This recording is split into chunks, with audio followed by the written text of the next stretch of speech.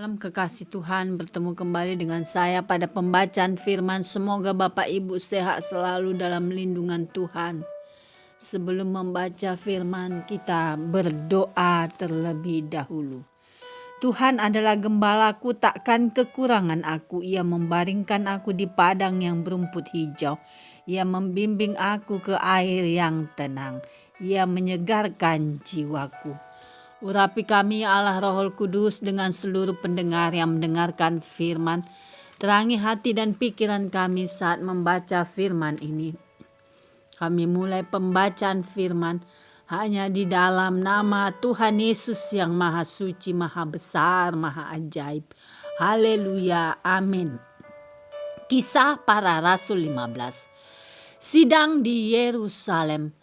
Beberapa orang datang dari Yudea ke Antioquia dan mengajarkan kepada saudara-saudara di situ, jikalau kamu tidak disunat menurut adat istiadat yang diwariskan oleh Musa, kamu tidak dapat diselamatkan. Tetapi Paulus dan Barnabas dengan keras melawan dan membantah pendapat mereka itu. Akhirnya ditetapkan supaya Paulus dan Barnabas serta beberapa orang lain dari jemaat itu pergi kepada rasul-rasul dan penatua-penatua di Yerusalem untuk membicarakan soal itu. Mereka diantarkan oleh jemaat sampai keluar kota. Lalu mereka berjalan melalui Fenisia dan Samaria. Dan di tempat-tempat itu mereka menceritakan tentang pertobatan orang-orang yang tidak mengenal Allah. Hal itu sangat mengembirakan hati saudara-saudara di situ.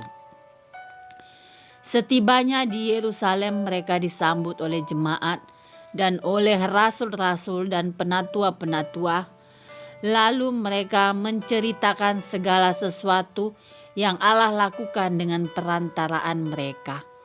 Tetapi beberapa orang dari golongan Farisi yang telah menjadi percaya datang dan berkata, orang-orang bukan Yahudi harus disunat dan diwajibkan untuk menuruti hukum Musa. Maka bersidanglah rasul-rasul dan penatua-penatua untuk membicarakan soal itu. Sesudah beberapa waktu lamanya berlangsung pertukaran pikiran mengenai soal itu.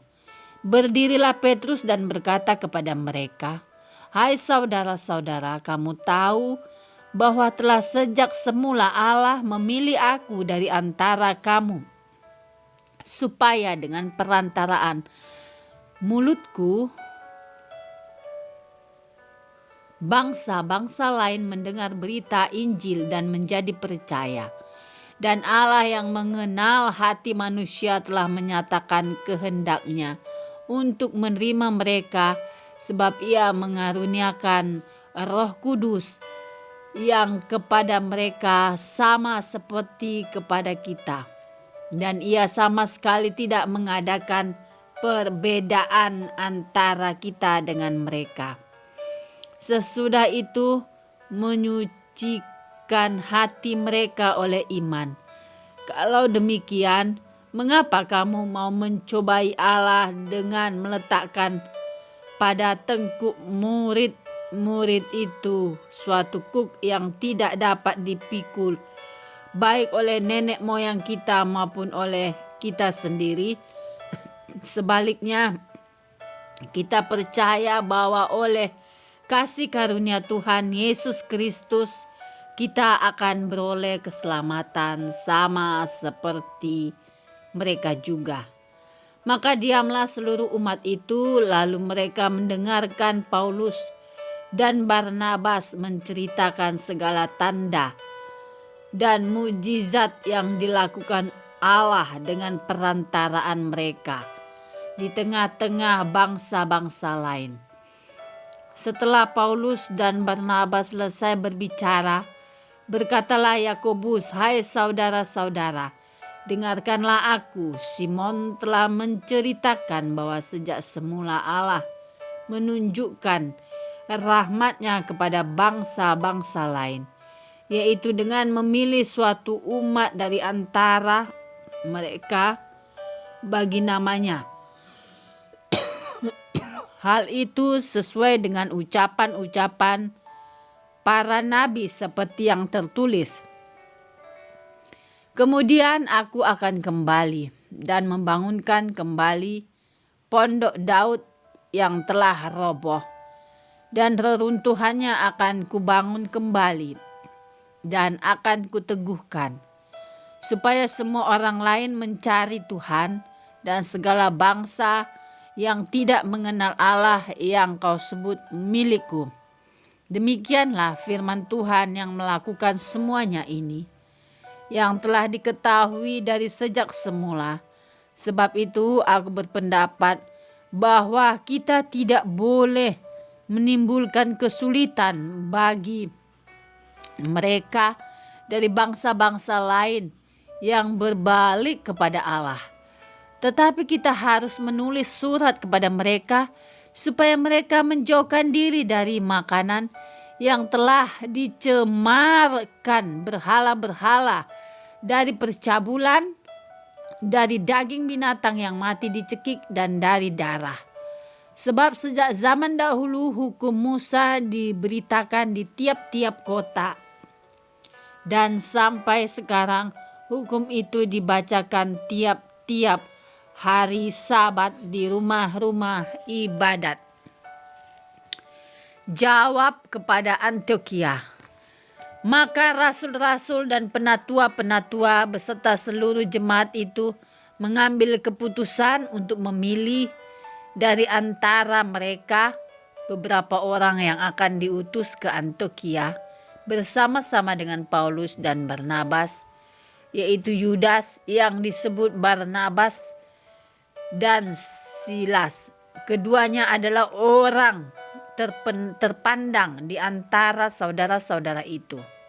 Kepada mereka diserahkan surat yang bunyinya, salam dari rasul-rasul dan penatua-penatua dari saudara-saudaramu kepada saudara-saudara di Antiokhia, Syria dan Kilikia yang berasal dari bangsa-bangsa lain.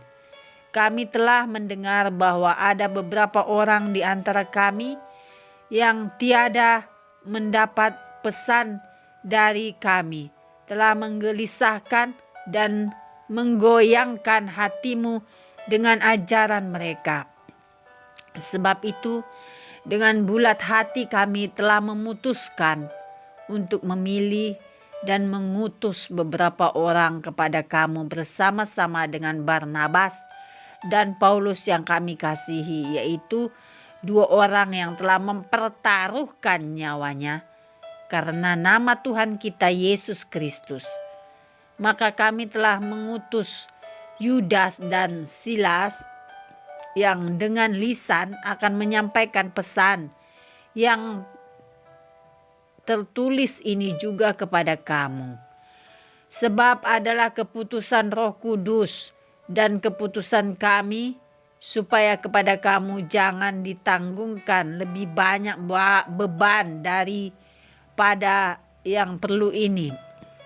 Kamu harus menjauhkan diri dari makanan yang dipersembahkan kepada berhala, dari darah, dari daging binatang yang mati dicekik, dan dari percabulan. Jikalau kamu memelihara diri dari hal-hal ini, kamu berbuat baik. Sekianlah selamat. Setelah berpamitan, Yudas dan Silas berangkat ke Antiokhia. Di situ mereka memanggil seluruh jemaat berkumpul lalu menyerahkan surat itu kepada mereka. Setelah membaca surat itu, jemaat bersuka cita karena isinya yang menghiburkan. Yudas dan Silas yang adalah juga nabi lama menasehati saudara-saudara itu dan menguatkan hati mereka. Dan sesudah beberapa waktu keduanya tinggal di situ, saudara-saudara itu melepas mereka dalam damai untuk kembali kepada mereka yang mengutusnya. Tetapi Silas memutuskan untuk tinggal di situ. Perselisihan antara Paulus dan Barnabas. Paulus dan Barnabas tinggal beberapa lama di Antiokhia. Mereka bersama-sama dengan banyak orang lain mengajar dan memberitakan firman Tuhan. Tetapi beberapa waktu kemudian berkatalah Paulus kepada Barnabas, "Baiklah kita kembali kepada saudara-saudara kita di setiap kota di mana kita telah memberitakan firman Tuhan untuk melihat bagaimana keadaan mereka." Barnabas ingin membawa juga Yohanes yang disebut Markus, tetapi Paulus dengan tegas berkata bahwa tidak baik membawa serta orang yang telah meninggalkan mereka di Pamfilia dan tidak mau turut bekerja bersama-sama dengan mereka. Hal itu menimbulkan perselisihan yang tajam sehingga mereka berpisah dan Barnabas membawa Markus juga sertanya berlayar ke Siprus. Tetapi Paulus memilih Silas dan sesudah diserahkan oleh saudara-saudara itu kepada kasih karunia Tuhan, berangkatlah ia mengelilingi Syria dan Kilikia sambil meneguhkan jemaat-jemaat di situ. Amin. Terpujilah Engkau Tuhan Yesus yang maha dahsyat, maha suci. Terima kasih Abah, Bapa, kami sudah memperdengarkan dan mendengarkan firman hari ini. Berkati para pendengar channel YouTube ini. Berikan kesehatan, rezeki, iman yang baru dalam menjalani kehidupan hari ini. Kuasa darah Yesus membungkus kami untuk terus maju membaca, merenungkan, serta melakukan firman-Mu. Terima kasih Tuhan. Terima kasih Yesus Allah yang kami puja, kami sanjung, kami cinta selamanya. Terima kasih Bapa buat kasih setiamu yang panjang, lebar, tinggi, dan dalam hidup kami.